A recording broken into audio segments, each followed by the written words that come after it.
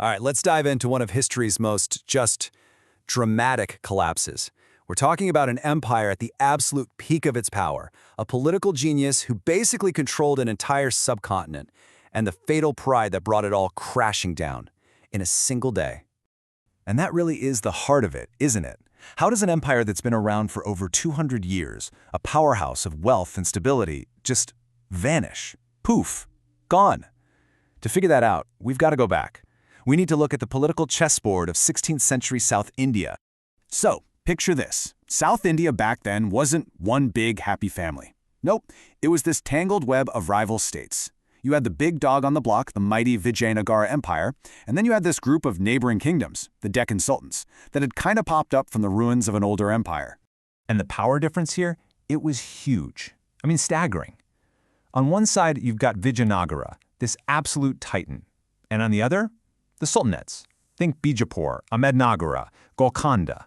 They were just a messy, bickering bunch, always fighting amongst themselves.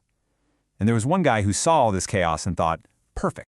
And that guy's name was Rama Raya. Now, he wasn't the king, not officially. He was the regent, but let's be real, he held all the power.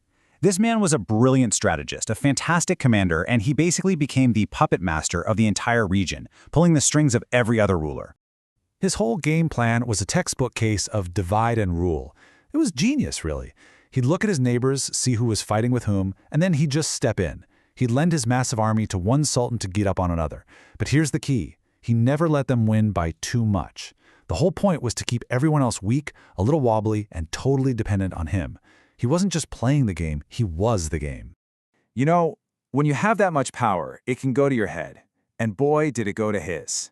There's this story where he made an envoy from a rival wait for weeks, basically saying his pride needs to be humbled.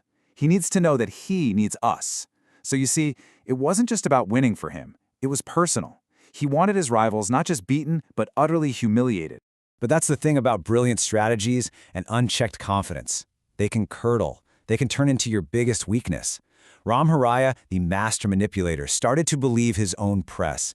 He thought he was invincible, and he completely forgot that the puppets he was playing with were actual people. People with pride, and, well, everyone has a breaking point. And every little jab, every broken promise, every act of humiliation, it started to add up.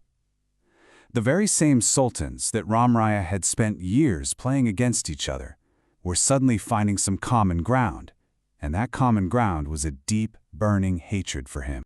It just got worse and worse. First, it was publicly dissing their ambassadors. Then, he completely turns on a guy he basically mentored, Ibrahim of Golconda. He even snatches territory from his supposed closest ally, Ali Adil Shah. Every single move just pushed these guys closer together, and then they did the one thing he never thought they'd do. They formed a grand alliance, and even sealed it with marriages between their families. Think about that. This was a huge deal. The whole enemy of my enemy is my friend thing was happening in real time. For the first time ever, these bickering sultanates were united. And it wasn't because they suddenly liked each other, it was because Rama Raya's own actions had forged them into the one thing that could actually stop him, a unified enemy. So, what was Rama Raya's reaction to this, existential threat to his entire empire? He literally laughed it off. His own people were warning him, telling him this was serious, and he was just completely dismissive. He was convinced they'd get tired of each other and come crawling back to him for help one by one. He just could not see the danger. His pride had made him completely blind. So, the stage was set. The breaking point had arrived. This was it. Years of political games and simmering resentment were about to explode on the battlefield. January 1565. The two armies finally meet. On one side, you have the combined forces of the sultanates, absolutely hungry for revenge. On the other, the massive, grand army of Vijayanagar, led by a man who thought he could never lose. And the battle itself was just total chaos, a storm of cannons and steel.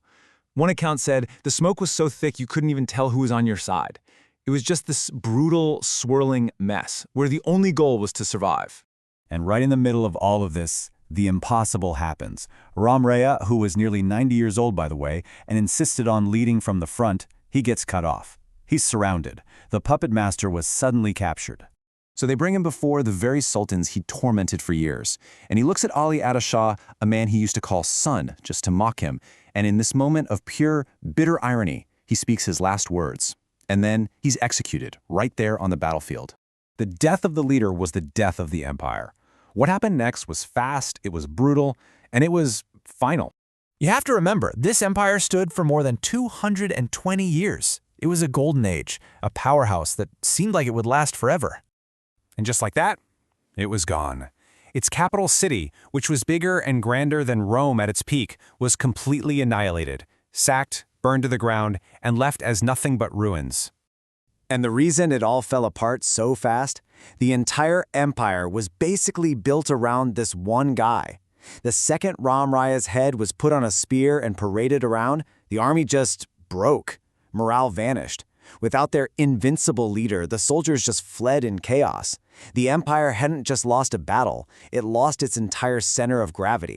So, the story of Vijayanagar. It's this timeless, chilling reminder, right?